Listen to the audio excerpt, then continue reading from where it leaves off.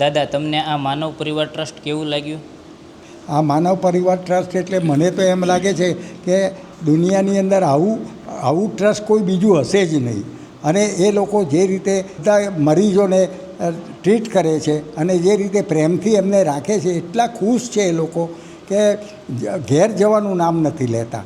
અને ખાવા પીવાનું, એ લોકોને કપડાં, રહેવાનું બધું એટલું સરસ છે કે એ લોકોને કોઈ જાતની તકલીફ પડે એવું લાગતું નથી.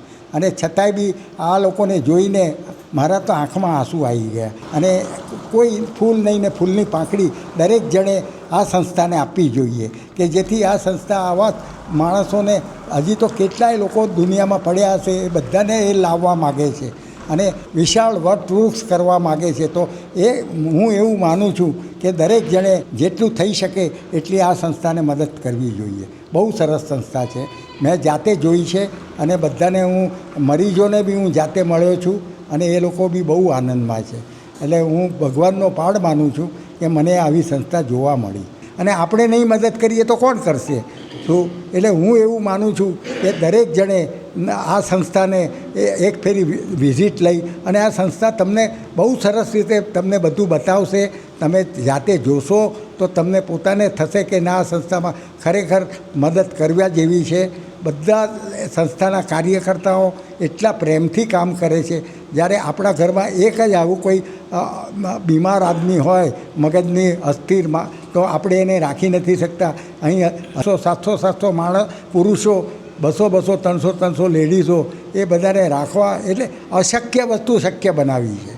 એ લોકોએ જે વસ્તુ આપણા મગજમાં ના ઉતરે, એ નજરે જોઈએ ત્યારે ખબર પડે કે ખરેખર એ લોકોએ બહુ સરસ કામ કર્યું છે અને કરે છે. અને જો આપણે નહીં મદદ કરીએ તો પછી આ સંસ્થા ક્યાંથી ચાલશે? માટે આપણે દરેક જણે આ સંસ્થામાં ફૂલ નહીં તો ફૂલની પાંખડીથી એ લોકોને જરૂરથી મદદ કરવી જોઈએ. અને બેન, તમારો એક ટૂંકો પરિચય આપી અને આ ટ્રસ્ટની સાફ સફાઈની વ્યવસ્થા કેવી લાગી? બહુ જ સારી વ્યવસ્થા હતી. મારું નામ રાજવી મિસ્ત્રી છે. હું દાદાની દીકરી છું. અમે લોકોએ આજે અહીંયા વિઝિટ કરી હતી અને બહુ જ સારું લાગ્યું કે આવી રીતે લેડીઝ માટે સ્પેશિયલી બધી ક્લિનિનેસ રાખી છે, વેન્ટિલેશન માટે અમુક બેડ્સ બહાર રાખ્યા છે અને બહુ બધા વોર્ડ અવોર્ડ કર્યા છે. બધું જ બહુ સારી વ્યવસ્થા હતી. જમવાથી લઈને બધી જ વ્યવસ્થા, સાફ સફાઈ વગેરે, એમનું ધ્યાન રાખવું, એમને કઈ રીતે ટ્રીટ કરવા, પેશન્ટ સાથે એમની સાથે વાત કરવી, બહુ હાર્ડ વસ્તુ છે અને એમણે કરી છે જે અમને બહુ જ સારી લાગી, જે અમને ખુદ અનુભવી છે. તો જેવી રીતે દાદાએ કીધું એવી રીતે બધાએ એક વખત અહીંયા ફૂલ નહીં તો ફૂલની પાંખડી જેટલું કંઈક તો આપવું જ જોઈએ. Thank you very much.